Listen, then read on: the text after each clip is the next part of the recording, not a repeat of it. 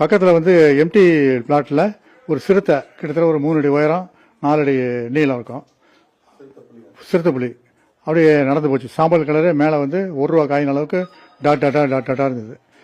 தலை நல்லா பெருசாக இருந்தது. உடனே பக்கத்தில் குடியிருக்கவங்களாம் ஃபோன் பண்ணி அலர்ட் பண்ணிட்டேன். சரி, ஒரு சிறுத்தை புலி வந்திருக்கு, எல்லாம் ஜாக்கிரதையாக இருங்க, வெளியில் யாரும் வராதிங்கன்னு.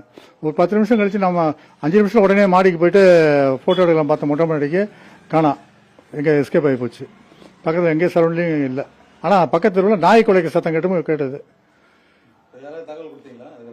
சொல்லியாச்சு. அப்புறம் ஃபாரஸ்ட் டிபார்ட்மெண்ட்லாம் வந்து பார்த்தாங்க.